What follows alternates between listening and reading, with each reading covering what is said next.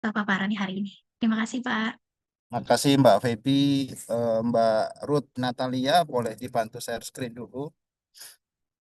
Mohon izin Mbak Feby, kami di jalan ya, nggak apa-apa ya. Iya, Bapak. Dari Pak Menteri ini tadi.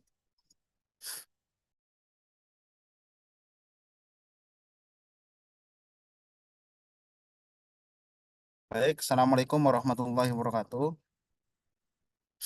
Yang saya hormati pimpinan Pusluhtan yang hadir di ruang Zoom, yang saya hormati Bapak Ibu semuanya, pejabat pimpinan tinggi lingkup Kementerian Pertanian, dan sahabat-sahabat penyuluh pertanian seluruh Indonesia. Salam sejahtera untuk kita semuanya. Yang pertama tentu marilah kita panjatkan puji syukur kehadirat Tuhan Yang Maha Kuasa Allah SWT ya atas rahmat dan karunia-Nya pada pagi hari ini kita diberikan kesehatan, kekuatan untuk menjalankan tugas-tugas kita ya di Kementerian Pertanian dan untuk yang menjalankan ibadah Ramadan semoga diberikan kekuatan dan kelancaran sampai nanti berbuka. Sahabat-sahabat penyuluh pertanian seluruh Indonesia, jadi kami diminta oleh Pak Kepala Biro untuk menyampaikan terkait dengan penyelenggaraan penyuluhan pertanian pasca pemberlakuan Peraturan Presiden Nomor 2 Tahun 2026.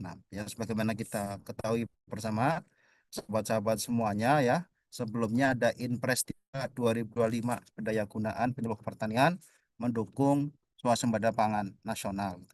Nah, Inpres 3 itu kemudian diikuti dengan Perpres yang sudah diundangkan ya di dalam lembaran negara pada tanggal 26 Januari 2026 kemarin. Lanjut, slide-nya dilanjutkan.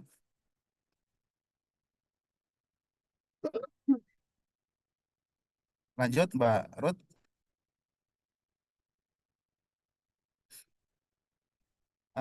Sahabat-sahabat penyuluh pertanian semuanya, seluruh Indonesia, eh, materi saya agak panjang, jadi ini sengaja di depan kami bikinkan summary-nya, ringkasannya.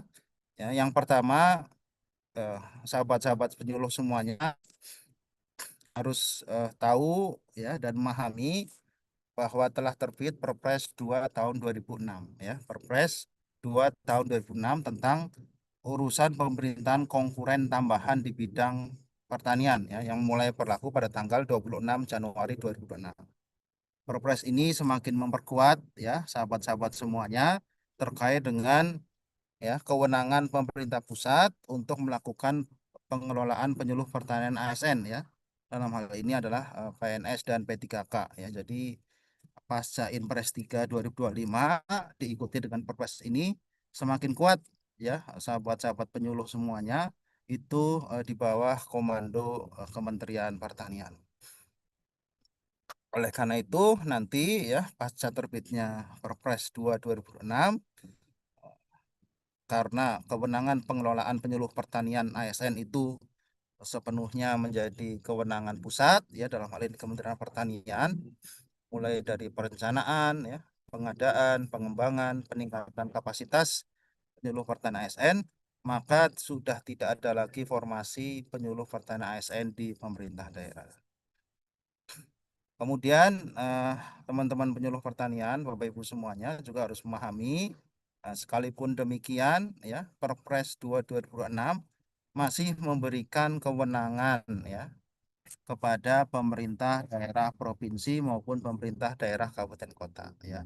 Karena prinsip dasarnya sebenarnya ya, ini teman-teman penyuluh harus memahami juga ya terkait dengan sistem pemerintahan daerah ya sesuai dengan Undang-Undang 23 tahun 2014 ya tentang pemerintahan daerah bahwa penyuluhan ini bagian daripada urusan pemerintahan di bidang pertanian yang bersifat konkuren. Ya, bersifat konkuren itu artinya apa? Artinya kewenangannya dibagi ya, dibagi antara pemerintah pusat, pemerintah provinsi dan pemerintah kabupaten kota. Sehingga nanti pemerintah daerah provinsi dan kabupaten kota itu tetap melaksanakan penyuluhan pertanian dalam satu daerah provinsi maupun kabupaten kota ya sesuai dengan kewenangan ya. Jadi tetap nanti Dinas Pertanian kabupaten kota maupun provinsi itu melaksanakan penyuluhan pertanian dalam satu daerah yang menjadi kewenangannya. Teman-teman penyuluh semuanya dapat kami informasikan juga ya melalui Perpres 2 2006 ini eh, pemerintah daerah kabupaten kota juga harus melaksanakan kewenangannya. Salah satunya adalah melakukan pengelolaan aset dan fungsi kelembagaan penyuluhan pertanian kecamatan atau dalam hal ini adalah PPP dan kelembagaan penyuluhan pertanian desa ya, atau Posludes untuk eh, penyuluhan pertanian ya. Jadi ini semakin diperkuat dengan Perpres ini ya, bahwa kabupaten kota ya, pemerintah dan kota tidak boleh ya mengalihfungsikan aset PPP ya untuk kepentingan di luar penyuluhan pertanian. Ini amanat daripada peraturan Presiden. Bapak Ibu semuanya dapat kami sampaikan juga ya, ini dari informasi yang kita kumpulkan dari Biro OSDMA ya, Organisasi Sumber Daya Manusia Aparatur, sampai dengan 13 Februari itu data PPL final yang dialihkan itu sebanyak 38.318.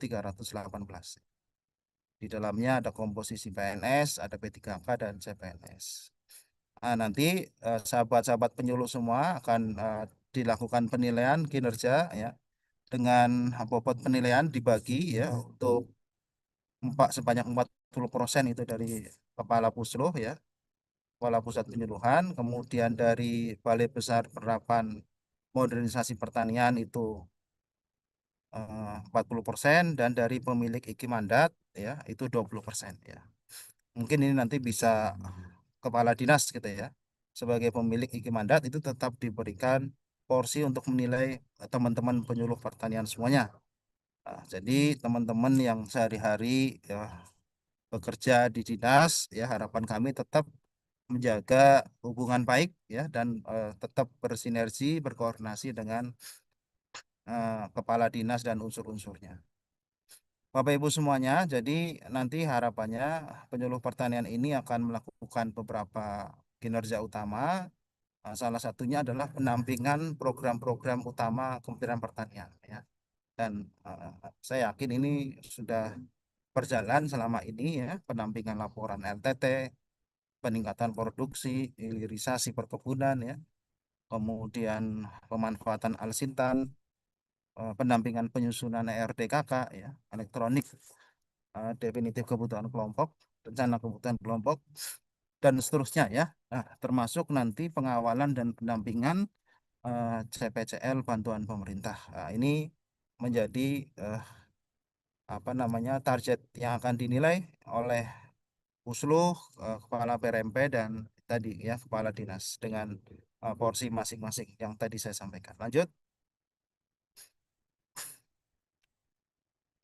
teman-teman penyuluh pertanian se-Indonesia. Jadi teman-teman di samping harus memahami teknik penyelenggaraan penyuluhan pertanian ya, karena teman-teman juga berada di daerah, tentu menjadi penting ya untuk memahami pembagian urusan pemerintahan ya. Ya, ini untuk pegangan teman-teman sebelum kita nanti memahami apa sih isi daripada Perpres 2 tahun 2006 ya.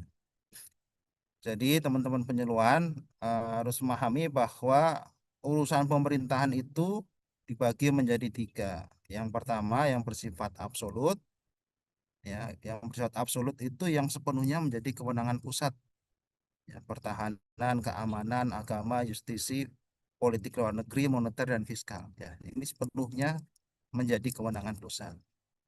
Kalaupun ada UPT-nya di daerah, itu UPT-nya bersifat vertikal, artinya dia menjadi UPT miliknya pemerintah pusat ya, seperti halnya Kanwil itu yang menjadi sepenuhnya kewenangan pusat ya. Tidak dibagi ke daerah. Kemudian di situ ada urusan pemerintahan umum ya untuk melaksanakan presiden sebagai kepala pemerintahan. Kemudian yang di ujung yang terakhir ini ada urusan konkuren ya. Ya, urusan konkuren di sini diberi penjelasan ya, urusan pemerintahan yang dibagi antara pemerintah pusat dan daerah provinsi dan daerah kabupaten kota ya. Nah, pertanian, pertanian ini masuk di urusan konkuren yang bersifat pilihan, Bapak Ibu semuanya, ya. Yang bersifat pilihan. Nah, Bapak Ibu bisa lihat ya bahwa urusan konkuren itu dibagi lagi menjadi urusan wajib dan urusan pilihan, ya. Nah, untuk urusan wajib nanti dibagi lagi yang bersifat pelayanan dasar dan yang tidak bersifat pelayanan dasar. Contoh misalnya urusan wajib yang terkait pelayanan dasar itu urusan pendidikan. Urusan wajib yang sedangkan pertanian ya ini teman-teman harus ketahui, pahami itu masuk dalam urusan konkuren yang bersifat pilihan. Ya. Maksudnya apa? Nah, ini dijelaskan di sini nih. Urusan konkuren tadi kan dibagi ya antara pemerintah pusat, provinsi, kabupaten kota, ya masing-masing punya kewenangan. Kemudian urusan konkuren ini yang basis pada provinsinya pertanian, ya maka urusan itu menjadi kewenangan daerah tertentu, ya. Sampai di sini bisa dipahami ya, adik-adik semuanya ya. Jadi ini pemahaman dasar mengenai sistem pembagian urusan ya.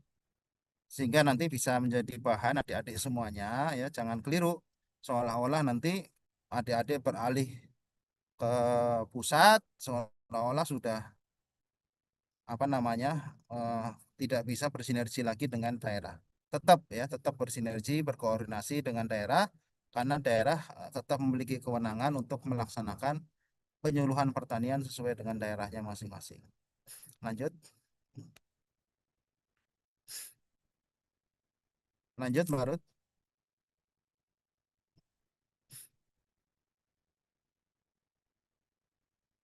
Bisa dilanjutkan.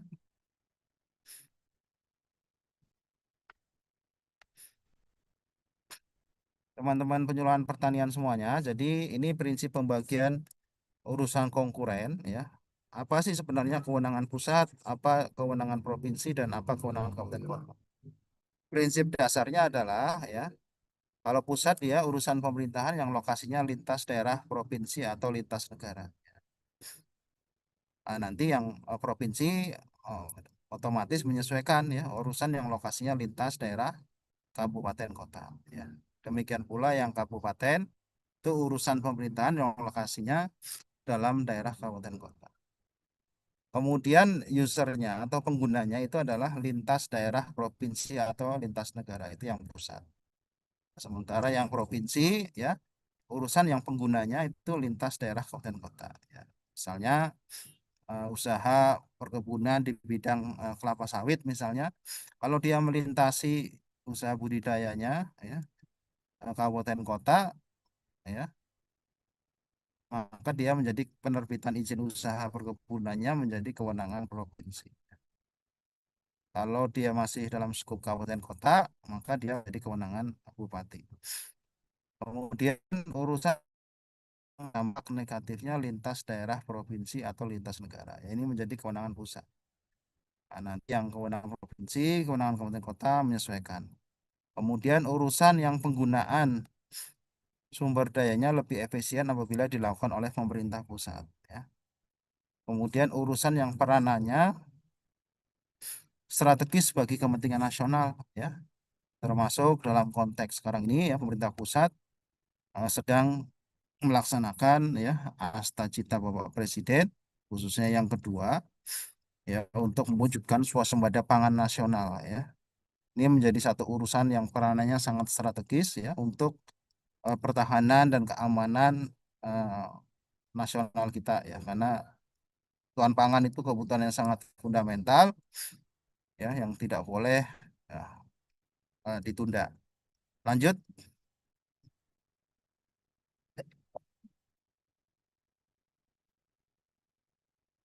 Nah, ini Bapak Ibu semuanya ya teman-teman penyuluh, ini substansi Perpres 2 tahun 2006 ya. Perpresnya tidak terlalu banyak pasalnya ya, karena ini hanya sifatnya sebenarnya menambah lampiran Undang-Undang 23 2014 tentang pemerintah daerah.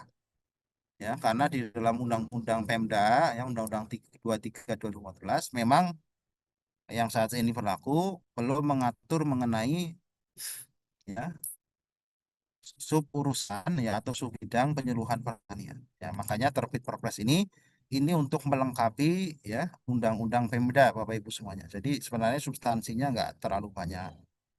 Substansinya adalah membagi kewenangan ya, membagi kewenangan terkait dengan urusan pemerintahan konkuren sub bidang penyuluhan pertanian.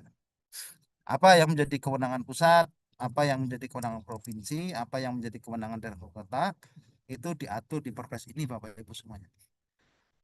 Nah, dari matrik ini ya, kita sepintas sudah bisa melihat ya, memahami bahwa masing-masing tingkatan pemerintahan itu punya kewenangan ya, tidak sepenuhnya kemudian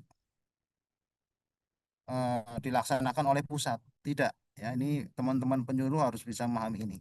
Makanya sekali lagi teman-teman harus tetap bersinergi, berkoordinasi ya dengan pemerintah daerah ya, dengan kepala dinas. Nah, ini kita bisa lihat ya dari matrik ini ya ada saudara-saudara semuanya apa yang menjadi kewenangan pemerintah pusat ya yang di kolom paling kiri mulai dari penyelenggaraan penyuluhan pertanian nasional, perumusan kebijakan ya, pengelolaan penyuluh pertanian ASN ya, huruf C. Huruf C ini penting sekali. Ini huruf C ini adalah menjadi dasar hukum ya yang memperkuat pengalihan penyuluh pertanian ASN ke pusat ya. Ya karena konsekuensinya nanti ya sepenuhnya yang melakukan perencanaan, pengadaan, ya pengembangan kapasitas pegawai ya penyuluh ASN ini hanya pusat. Oleh karena itu nanti tidak ada lagi formasi penyuluh pertanian ASN di Pemda ya. Kemudian dan seterusnya ya sampai pengelolaan sistem informasi.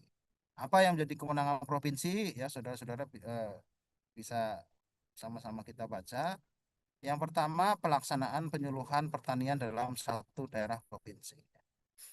Yang kedua, pengorganisasian penyuluh pertanian lintas kabupaten kota di wilayah provinsi ya. Artinya itu tadi ya, karena prinsipnya adalah konkuren ya, konkuren itu artinya dibagi kewenangannya, provinsi sekalipun ini masih punya kewenangan ya untuk melaksanakan penyuluhan dalam satu daerah provinsi ya. Ini kebijakan di dalam Perpres 2 2006 ya. Termasuk pengordinasian penyuluh pertanian lintas kabupaten kota ya, ini juga ya. Jadi tetap nanti kepala dinas punya peranan untuk menilai kinerja penyuluh pertanian ASN ya sebanyak 20% ya agar penyuluh pertanian ASN yang di provinsi ya itu tetap bersinergi ya dengan Pemda. Demikian pula yang kewenangan daerah kabupaten kota itu juga melaksanakan penyuluhan pertanian dalam satu daerah kabupaten kota. Dan yang kedua, pengordinasian penyuluh pertanian di wilayah kabupaten kota. Dan yang ketiga, pengelolaan aset dan fungsi kelembagaan penyuluhan pertanian kecamatan dan desa untuk penyuluhan pertanian. Ya, ini saya titip pesan dengan sungguh-sungguh khusus yang huruf C ya. Karena saya mendengar ini sudah mulai banyak yang melakukan pengalihan fungsi PPP ya nanti teman-teman penyuluh bisa membantu menyampaikan mengkomunikasikan kepada pimpinan di dinas bahwa dengan terbitnya Perpres 2 2006 ini semakin kuat ya perintahnya ya untuk agar BPP ya tidak dialihfungsikan peruntukannya di luar penyuluhan pertanian. Ya ini perintah daripada Presiden sekalipun dulu sudah juga diperintah di dalam Inpres 3, ini semakin dikuatkan lagi ya dengan Perpres ya. Jadi eh, pemerintah daerah kabupaten kota ya harus melaksanakan kewenangannya untuk mengelola aset dan fungsi PPP ya untuk penyelenggaraan pertanian. Lanjut.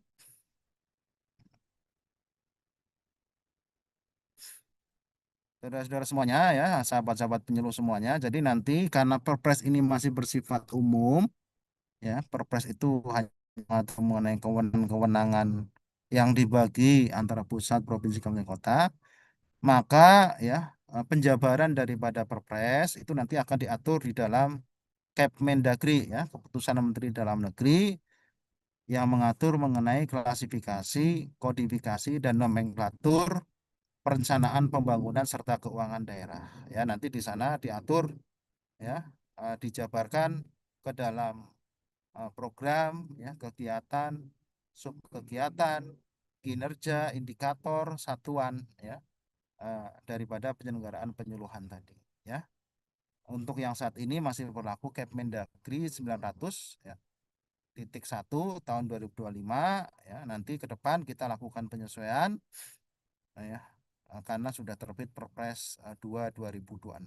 Jadi kewenangan tadi yang muncul di kabupaten kota ya, mulai dari melaksanakan penyuluhan tingkat kabupaten kota, pengordinasikan penyuluh ya, kemudian mengelola kelembagaan penyuluhan pertanian kecamatan itu nanti dijabarkan ya ke dalam program dan kegiatan di dalam sistem klasifikasi, kodifikasi, dan nomenklatur perencanaan pembangunan serta keuangan daerah. Lanjut.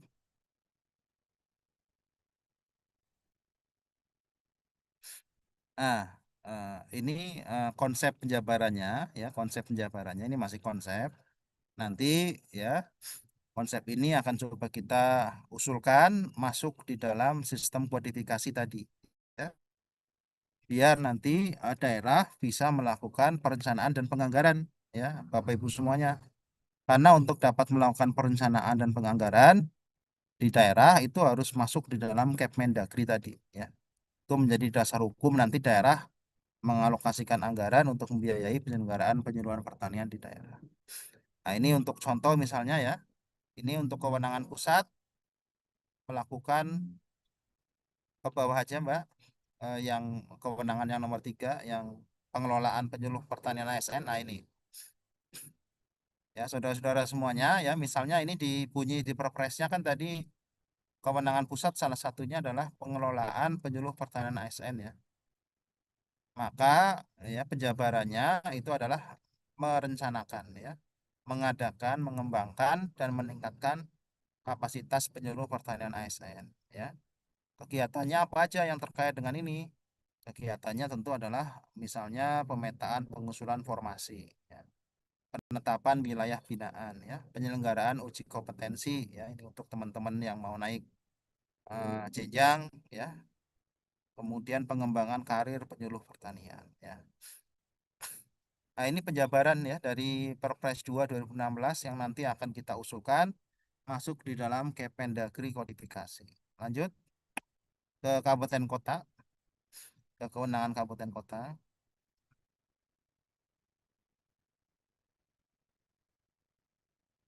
Pak Febi suaranya cukup kencang ya. Ini ada yang minta dikencangin. Ini sudah full banget ini.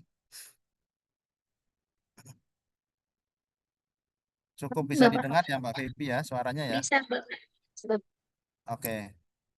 Saya lanjutkan ya Bapak Ibu semuanya ya, sahabat-sahabat penyuluh. Ini jadi misalnya penjabaran untuk kewenangan kabupaten kota ya. Kabupaten kota sesuai dengan Perpres 2 2006 itu punya kewenangan untuk melaksanakan penyuluhan pertanian dalam satu daerah kabupaten kota. Ya, penjabarannya seperti apa? Ya, penjabarannya ya, satu, mengordinasikan pelaksanaan penyuluhan pertanian kabupaten kota. Ya. Nah, kegiatannya nanti menyusun rencana program kegiatan penyuluhan pertanian di kecamatan dan desa. Ya. Jadi tetap ya, nanti dinas eh, daerah itu tetap akan mengordinasikan penyusunan eh, program kegiatan penyuluhan pertanian di kecamatan dan desa. Kemudian termasuk melaksanakan kegiatan Demplot, Demfam, ya, Dem area, kemudian koordinasi kegiatan penyuluhan pertanian antar kecamatan. Ya. Kemudian penjabaran yang lain ya terkait dengan pengelolaan kelembagaan penyuluhan pertanian kecamatan, ya ini sudah dijelaskan kegiatannya, mengembangkan PPP ya, Balai Penyuluhan Pertanian. melaksanakan penilaian kelas dan klasifikasi BPP ya sebagaimana ini juga sudah berjalan ya kelas-kelas BPP. Kemudian fasilitasi pembentukan, pemanfaatan dan pengelolaan BPP. Ini yang tidak kalah pentingnya penyediaan sarana prasarana penyuluhan pertanian di kecamatan dan desa. Ya, jadi meskipun secara apa namanya administrasi kepegawaian Bapak Ibu sudah beralih menjadi pegawai pusat ya Perpres 2 2026 masih ya memerintahkan kepada dinas daerah kabupaten kota untuk eh, mengelola aset dan fungsi BPP Bapak Ibu semuanya. Ya, jadi termasuk penyediaan sarana dan prasarananya itu tetap ya ada peran daripada dinas kabupaten kota. Lanjut,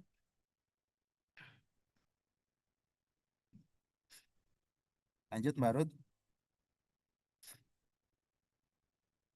bisa dilanjutkan.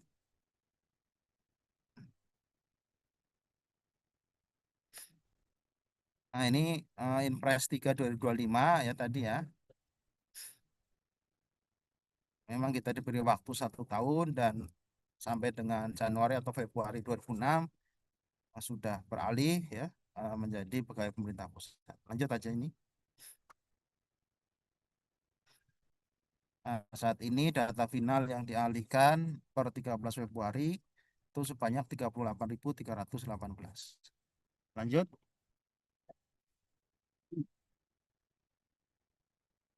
Nah, komposisinya ada 21.166 ya PNS, 15.557 P3K, kemudian CPNS 1.595. Ya ini nanti akan didorong, difasilitasi gitu ya teman-teman penyuluh dengan Biro SDMA ya untuk melakukan untuk apa melakukan diklat dasar gitu ya agar segera nanti diproses menjadi PNS. Lanjut, ini juga sudah dibentuk ya Bu Febi ya, Bapak Ibu dari Pusultan ya, terkait dengan si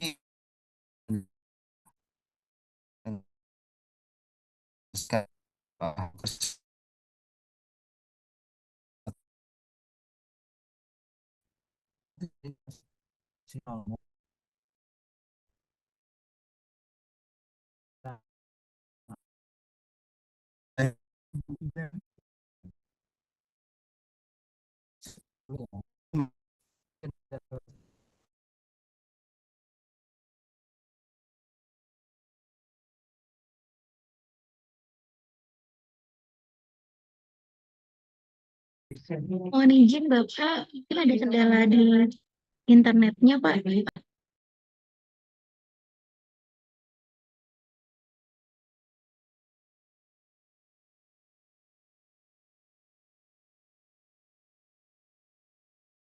Mohon maaf tadi keluar ya Mbak Febi, ini udah masuk Ya, lagi ya?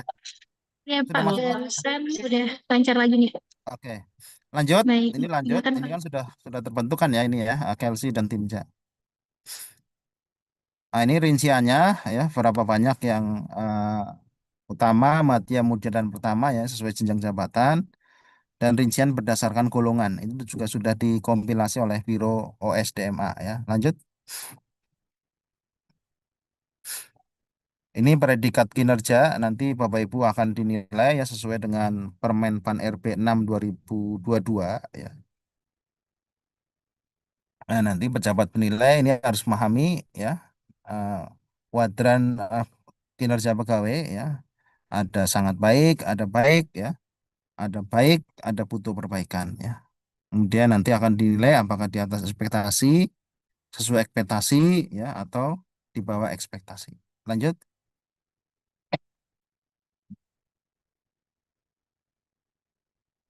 Nah, ini rinciannya ya.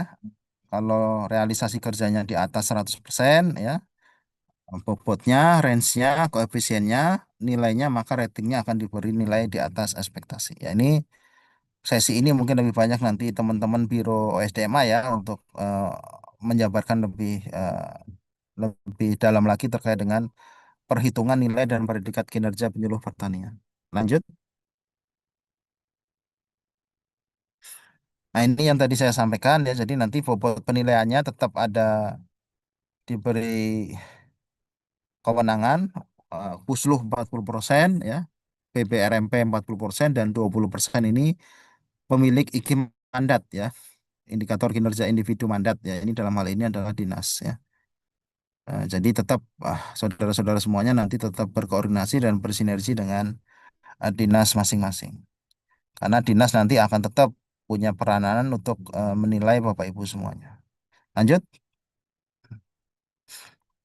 Nah, ini yang terakhir Bapak Ibu ya, ini beberapa tugas pertanian, tugas penyuluh pertanian ya dalam pendampingan program utama Kementerian Pertanian. Saya kira ini sudah berjalan ya, mulai dari laporan LTT ya, luas tambah tanam, peningkatan produksi, hilirisasi perkebunan ya, kemudian penyediaan benih bibit, pemanfaatan alsintan ya, baik prapanen maupun pasca panen, kemudian pendampingan ERDK ke pupuk subsidi, kemudian survei lokasi cetak sawah rakyat, IRPOM ya, irigasi pemompaan, penderasan materi dan informasi pembangunan pertanian, kemudian pendampingan PP ya, Brigade Pangan dan KEP lainnya, Lembaga Ekonomi Petani lainnya, dan pengawalan pendampingan eh, calon petani calon lokasi ya atau CPCL bantuan pemerintah. Bu Feby, saya kira itu yang bisa saya sampaikan. Memang perpresnya sebenarnya substansinya nggak terlalu banyak karena hanya mengatur pembagian kewenangan antara pemerintah pusat, provinsi, dan kabupaten kota. Ya, sekaligus ini semakin memperkuat ya kebijakan kebijakan pemerintah untuk eh, mengalihkan penyuluh pertanian ASN ke pusat, sekaligus juga mengatur bahwa provinsi dan kabupaten kota tetap memiliki peranan ya untuk melaksanakan penyuluhan di daerah ya sesuai dengan kewenangannya. Yang termasuk dapat mengordinasikan ya penyuluh pertanian. Oleh karena itu eh, saya beberapa kali mengingatkan ya penyuluh pertanian tetap harus bersinergi ya, tetap harus berkoordinasi ya dengan dinas tempat ya sesuai dengan eh, prinsip eh, konkuren ya yang diatur di Perpres 2 2006 bahwa kewenangan subbidang penyuluhan ini dilakukan eh, secara terbagi ya antara pusat, provinsi dan kabupaten kota. Jadi tidak semuanya diambil alih oleh pusat gitu.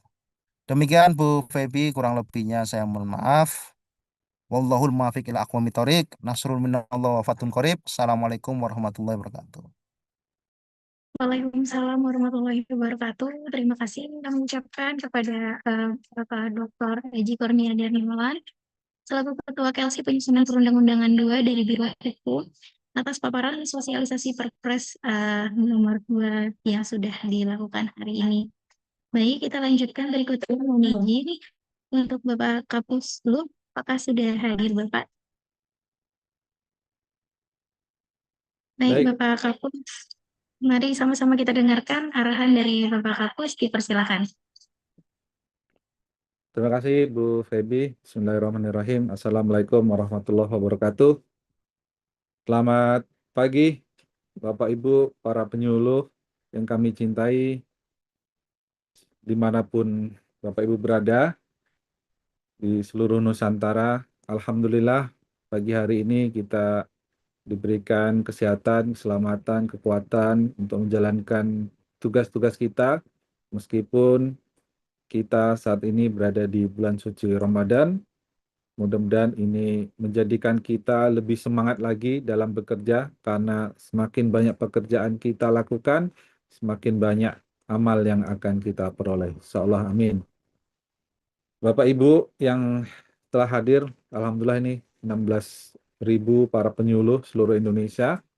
Ada beberapa hal yang kami sampaikan. Yang pertama, tadi Alhamdulillah dari Biro Hukum Kementerian Pertanian sudah memberikan sosialisasi terkait dengan Kepres nomor 3 tahun 2026, bagaimana pembagian tugas antara penyuluh ya, pembagian tugas di pusat di provinsi dan kabupaten. Artinya Bapak Ibu semuanya semua masih bekerja, semua masih mendampingi Bapak Ibu, ya masih mengkoordinasikan kegiatan Bapak Ibu di lapangan, ya. Bapak Ibu secara kepegawaian sudah pindah di pusat, namun demikian untuk koordinasi di daerah, di provinsi maupun di kabupaten ini masih sangat erat, ya. Jadi kita tetap melakukan kegiatan koordinasi bersama dinas. Selanjutnya, Bapak Ibu yang kami hormati, kami hari ini atau esok sudah akan memberikan surat yang pada intinya bagaimana penugasan Bapak Ibu semuanya di lapangan, ya.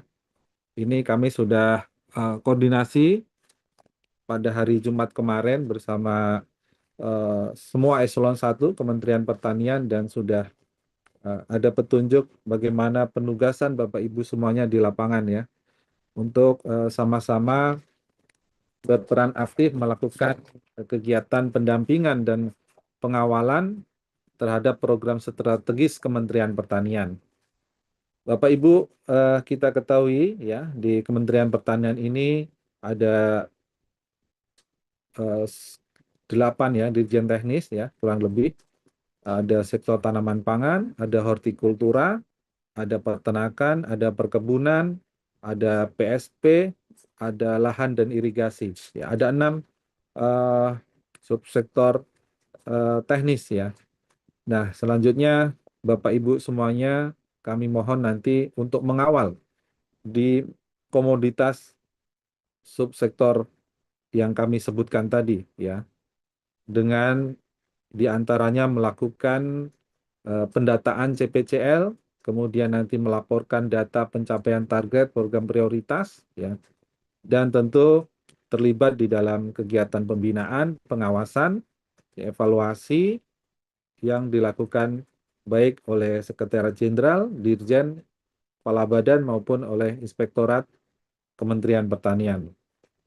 Selain itu, Bapak Ibu semuanya, para penyuluh juga melakukan pengawalan pendampingan terhadap bantuan pemerintah ya yang disampaikan kepada petani serta pengawalan dan pendampingan penyaluran pupuk bersubsidi. Nah, peran penyuluh pertanian dalam hal ini ya sebagaimana Permentan nomor 2 tahun 2026 kita para penyuluh melakukan kegiatan identifikasi kesiapan CPCL di kecamatan, kemudian juga melakukan membuat berita acara pada aplikasi e-Banper yang nanti akan dilakukan oleh Ketua Tim Kerja Pengelolaan Penyuluh Pertanian Kabupaten. Selanjutnya juga nanti dilakukan verifikasi kesiapan CPCL dan pembuatan berita acara pada e-Banper oleh Ketua Kelompok Substansi Pengelolaan Penyuluh Pertanian Provinsi. Selanjutnya juga pengusulan CPCL ini dilakukan oleh Kepala BBRMP Provinsi. Dan terakhir, Bapak Ibu, peran penyuluh ini juga melakukan pengawalan pendampingan terhadap pupuk bersubsidi sesuai dengan Permentan nomor 3 tahun 2026, di mana Bapak Ibu wajib melakukan pendampingan dan pengawalan penyusunan ERDKK, kemudian juga menjadi tim verifikasi dan validasi penyaluran pupuk bersubsidi bersama Dinas Pertanian, ya, tentu yang membidangi pertanian. Nah, ini Bapak Ibu nanti akan kami berikan surat secara tertulis yang kami sampaikan kepada para Ketua Kapoksi maupun para Katinker, dan tentu kami akan tembuskan ke Kepala Dinas masing-masing. Itu yang pertama. Selanjutnya yang kedua terkait dengan Tukin ya.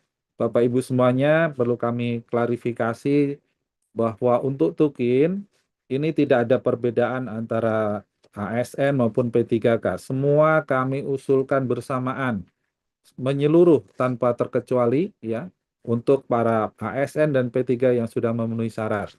Adapun Bapak Ibu yang belum menerima, memang pada hari Jumat kemarin ada kendala di Kemenkyu di mana servernya sempat down ya. Nah, hari ini kami sudah koordinasikan kembali pagi ini untuk SP2D ya, insya Allah sudah masuk semuanya dan mudah-mudahan nanti siang atau sore itu sudah masuk ke rekening Bapak Ibu ya. Mudah-mudahan semuanya diberikan kelancaran dalam proses SP2D dan masuk ke rekening Bapak Ibu semuanya. Ya, kami menyampaikan permohonan maaf ya karena memang data Bapak Ibu cukup banyak ya, 38.000 ini harus disesuaikan dengan kemampuan aplikasi yang ada ya.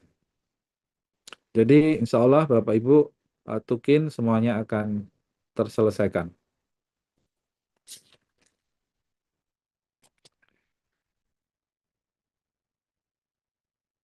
Selanjutnya informasi Bapak Ibu, ini kami melihat laporan dari media sosial ya Bapak Ibu sudah kurang lebih hampir 31.000 penyuluh yang sudah memberikan laporan akun medsosnya.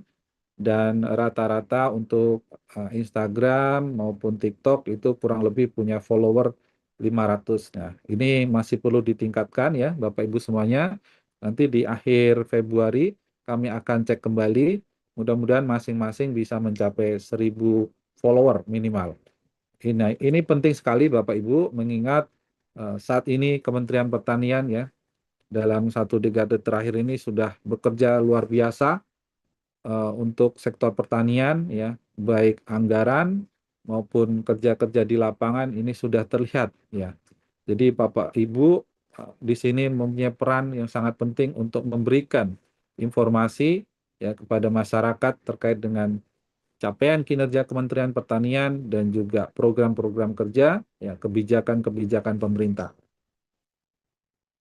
Selanjutnya kami juga akan meminta, ini saya melihat cukup kreatif ya Bapak Ibu penyuluh luar biasa di media sosial ya, bagaimana pemanfaatan AI untuk mendukung kinerja Bapak Ibu dalam mengedukasi ya para petani, masyarakat ya terkait kegiatan pertanian.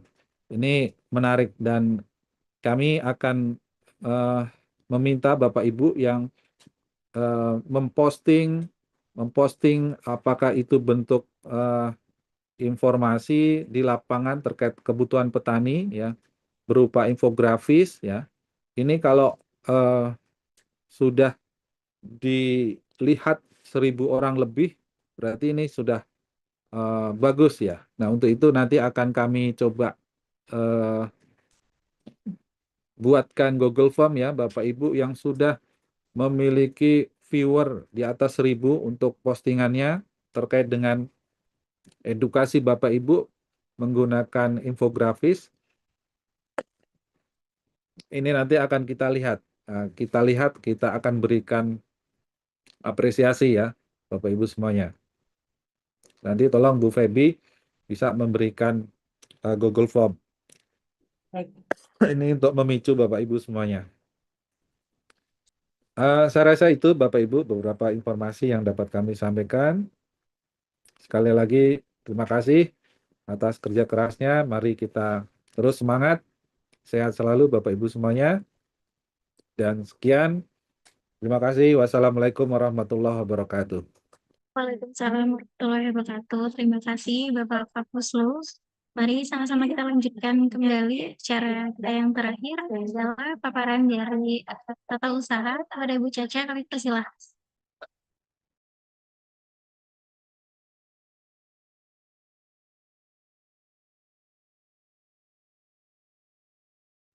Baik, terima kasih atas waktunya. Assalamualaikum warahmatullahi wabarakatuh. Yang kami hormati dan kami banggakan Bapak Kepala Pusat Penyuluhan Pertanian, Bapak Aji Kurnia dari Biro Hukum, Bapak Ibu Ketua Kelompok Substansi di lingkup Pusat Penyuluhan Pertanian maupun di Provinsi, Bapak Ibu Ketua Tim Kerja di lingkup Pusat Penyuluhan Pertanian maupun juga di Provinsi dan Kabupaten Kota, serta yang kami banggakan rekan-rekan, saudara-saudara dari penyuluh pertanian. Izin kami menambahkan pada apel pagi hari ini, mudah-mudahan Bapak dan Ibu masih tetap semangat ya sambil menjalankan ibadah puasa, tetap berproduktif, bekerja, eh, termasuk juga di lapangan. Bapak dan Ibu terkait administrasi, mungkin yang akan kami tambahkan terkait administrasi keuangan maupun juga administrasi kepegawaian. Yang pertama tadi terkait Tukin, Bapak Ibu Tukin, sebetulnya tadi sudah dijelaskan dan ditegaskan oleh Pak Kapusluh, ya. Mohon kesabarannya Bapak Ibu. Insya Allah hari ini eh, secara bertahap ya, Bapak Ibu, secara bertahap ada proses waktu dan sesegera mungkin akan masuk ke rekening Bapak dan Ibu. Dan mungkin izin kami menambahkan, Tukin diberikan, kami tadi melihat di Q&A ini banyak sekali pertanyaan terkait administrasi keuangan dan kepegawaian. Mungkin di kesempatan ini kami akan menyampaikan beberapa informasi yang mudah-mudahan bermanfaat dan bisa menambah pemahaman Bapak Ibu ya, sehingga tidak ada lagi kesimpang siuran informasi terkait administrasi keuangan khususnya. Untuk Tukin, Bapak Ibu, Tukin ini diberikan bagi PNS dan P3K. Tidak ada diskriminasi selama Bapak Ibu berstatus PNS dan P3K di bawah Kementerian Pertanian, Bapak Ibu berhak mendapatkan tunjangan kinerja ya yang disesuaikan dengan grade dan jabatan Bapak Ibu semua. Nah, tadi sudah dijelaskan, disampaikan oleh Pak Kapus bahwa Tukin yang tahap kedua sedang berproses. Ini sudah finalisasi, Bapak Ibu. Finalisasi 276 di tahap kedua ini akan dilakukan pembayaran Tukinnya. Jadi, sekali lagi kami mohon kesabaran dan sebetulnya di tahap kedua ini porsinya lebih banyak adalah PNS. Ya Bapak Ibu, 216 orang itu dari PNS, sedangkan P3K-nya hanya sekitar 20% ya Bapak Ibu. Jadi mohon ditunggu saja secara bertahap karena ini ada proses administrasi yang melibatkan juga dari Kementerian Keuangan maupun juga dari pihak perbankan sehingga kami mohon sekali lagi kesabaran dari Bapak Ibu untuk menunggu kehadiran Tukin di rekening Bapak Ibu. Ya. Kemudian yang kedua, kemarin minggu lalu kami sudah menyampaikan link untuk pengisian link Google Form untuk pengisian ketidaksesuaian nominal Tukin ya sesuai dengan grade dan jabatan dan grade-nya dan juga ketidaksesuaian atau belum menerima gaji di bulan Januari eh, dan Februari ya. Jadi ada 2 Januari dan Februari.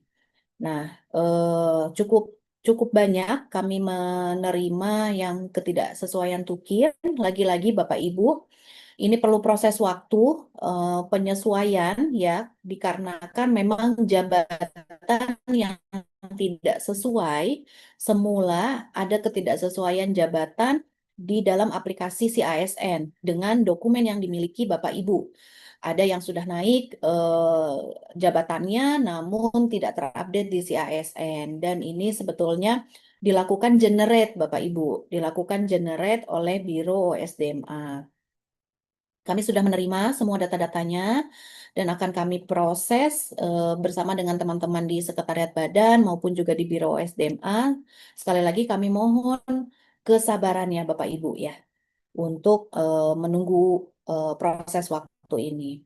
Kemudian ada pertanyaan tadi kenapa keluarga tidak bisa masuk dan masih gajinya masih berstatus single. Betul, Bapak Ibu. Tunjangan keluarga tidak bisa dirapelkan, ya. Yang bisa dirapelkan hanya gaji pokok dan tunjangan jabatannya. Tunjangan fungsional, tunjangan jabatan fungsional yang melekat di gaji. Nah, sehingga untuk tunjangan keluarga itu tidak bisa dirapelkan, Bapak Ibu. Nah, ada lagi pertanyaan terkait paket data ya. Izin mungkin kami menginformasikan juga untuk paket data. Kembali lagi Bapak Ibu, saat ini sedang diproses secara bertahap karena puluhan ribu yang harus disalurkan untuk paket data. Teman-teman dari Sekretariat Badan yang memang sebagai eksekutor ya untuk pengiriman paket data ini masih memproses Bapak Ibu, masih memproses ke nomor HP Bapak Ibu semua. Jadi sekali lagi kami mohon kesabaran untuk menunggu. Nah, itu terkait administrasi keuangan. Untuk administrasi kepegawaian, beberapa hal yang ingin kami sampaikan. Yang pertama, bagi Bapak Ibu yang pensiun atau TMT pensiun di Februari, di Januari, Februari, dan Maret ya. Saat ini memang kami di Pusat Penyuluhan Pertanian baru menerima sekitar kurang lebih 50 orang perteknya yang sudah keluar dari BKN. Jadi pertek ini menjadi syarat wajib untuk dikeluarkannya SK pensiun Bapak Ibu semua yang sudah pensiun. Nah, pertek ini dibuatnya oleh BKN Bapak Ibu. Jadi kami mohon kesabarannya untuk Bapak Ibu yang menunggu SK pensiun dan juga SKPP-nya. Kemarin ada yang menanyakan kepada kami SKPP. SKPP itu baru bisa dikeluarkan saat Bapak Ibu sudah menyelesaikan semua pembayaran.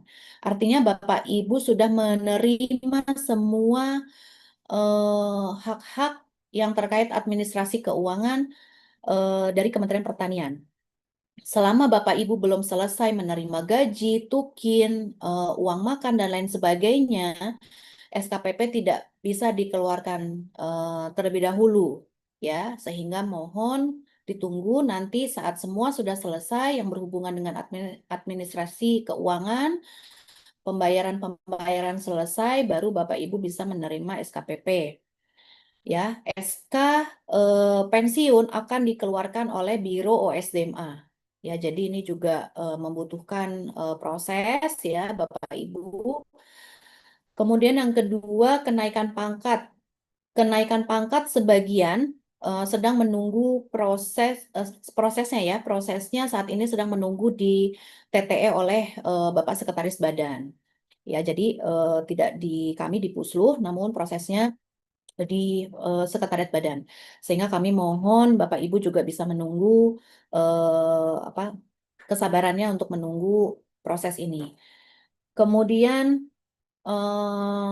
P3K mungkin perlu kami ingatkan kembali, P3K tidak mendapatkan pensiun.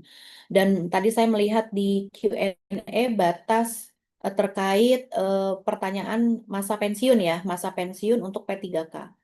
BUK atau batas usia kontrak Bapak Ibu yang berstatus P3K adalah di umur 58 tahun ya Bapak Ibu. Mohon ini bisa dicermati dan dipahami bagi Bapak Ibu yang berstatus P3K. Kemudian terkait SKP. Pertanyaan yang dari kemarin juga masuk ke kami dan juga kami lihat di kolom chat dan Q&A. Terkait SKP, kami menghimbau untuk kepada seluruh Bapak Ibu Kelsi di provinsi bisa melakukan rekapitulasi, ya, bisa merekap SKP tahun 2025 dari penyuluh pertanian yang ada di wilayahnya, dari kabupaten kota yang ada di wilayahnya. Nah, SKP 2025 ini sebetulnya sebagai dasar pembayaran tukin dari mulai Januari sampai dengan Maret, Bapak Ibu. Jadi wajib dikumpulkan, dikolek oleh masing-masing KLC, dan nanti kami di pusat akan membuat Bitly ya, membuat link Bitly untuk menampilkan folder-folder dari masing-masing provinsi. Nah, nanti Bapak Ibu KLC maupun Katimkernya bisa mengupload yang sudah dikumpulkan. Yang sudah dikumpulkan di Bitly dari 38 provinsi untuk eviden tukin. Nah, dengan dibuat saja kolomnya, nama, NIP, kemudian predikatnya, dan di attach filenya, ya, di attach filenya Bapak Ibu. Nah, itu terkait SKP. Kemudian untuk PAK. PAK sementara Bapak Ibu bisa dilakukan secara manual terlebih dahulu ya, dibuat manual, di PDF-kan, kemudian saat nanti proses naik pangkat atau naik jenjang jabatan baru akan dilakukan peremajaan di e-kinerjanya. Ya, Bapak Ibu, jadi menunggu e-kinerja ini kembali apa namanya bisa mengakomodir dari Bapak Ibu semua, sementara untuk PAK dilakukan dulu secara manual. Nah, terkait e-kinerja sebetulnya sudah pernah kami sampaikan melalui grup di grup Kelsey ya, di grup Kelsey pernah sudah kami informasikan untuk jabatan fungsional penyuluh pertanian yang di instansi asalnya menggunakan e-kinerja tapi belum menyelesaikan transaksi klaim PAK ataupun SKP-nya di e-kinerja, maka perlu melakukan hal sebagai berikut. Jika belum dinilai SKP-nya ataupun sudah dinilai SKP-nya tapi belum klaim angka kreditnya via e-kinerja. Nah, saat ini kami sudah mengubah ke instansi lama. Silakan diklik di menu profil pada e-kinerja, lalu klik edit dan pilih unit organisasi saat penempatan di instansi lama. Ya, jangan diklik sinkron CASN. Jangan diklik sinkron CASN-nya. Kemudian dapat diinformasikan kepada pimpinan di instansi asal untuk melakukan penilaian SKP secara manual, Bapak Ibu. Jika sudah diklik,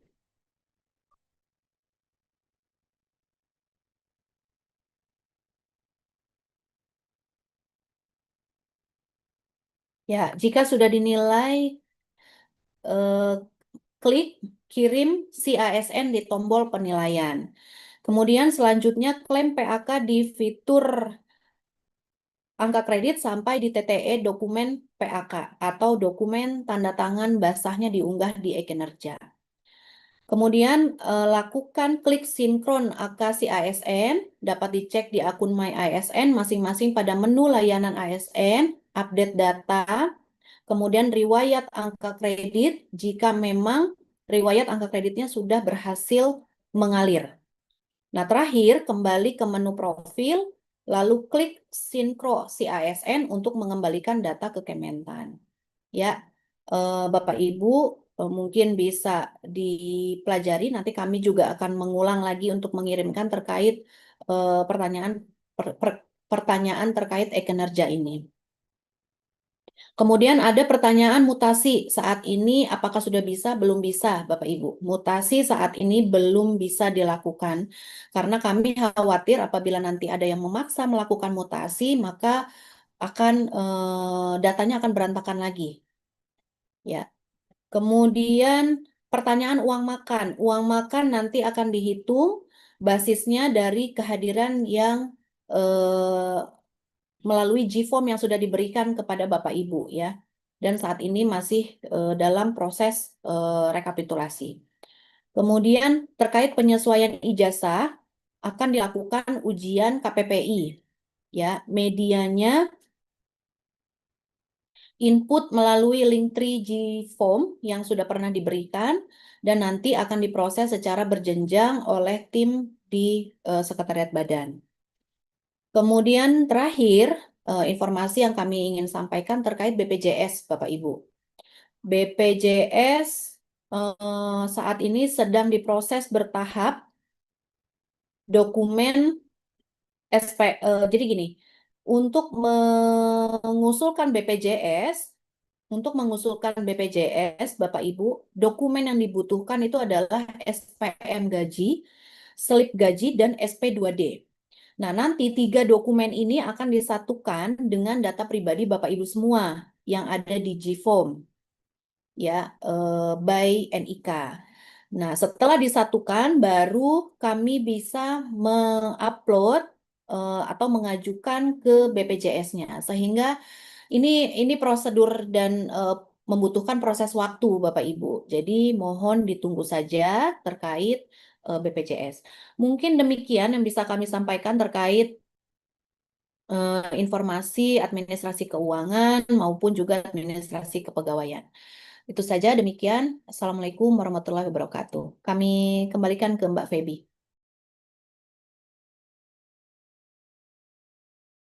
Waalaikumsalam warahmatullahi wabarakatuh. Terima kasih Ibu Caca untuk informasi yang sudah disampaikan pada pagi hari ini. Dan mengingat kita waktunya sudah pukul 9:20 waktu Indonesia bagian Barat. Untuk itu, terima kasih untuk seluruh para penyuluh dan juga KLC, Kapinker, serta seluruh lingkup pusat penyuluhan pertanian yang sudah hadir pada apel pagi hari ini. Tetap semangat untuk melakukan segala program dan pertanian dan semangat melaksanakan ibadah puasa untuk yang melaksanakan. Saya Feby mau pamit undur diri. Mohon maaf apabila masih ada kesalahan kata dan kita akan perbaiki di lain hari. Akhir kata, Assalamualaikum warahmatullahi wabarakatuh. Mohon izin Bapak dan Ibu, saya tutup apel pagi pada pagi hari ini. Terima kasih Bapak Ibu, terima kasih.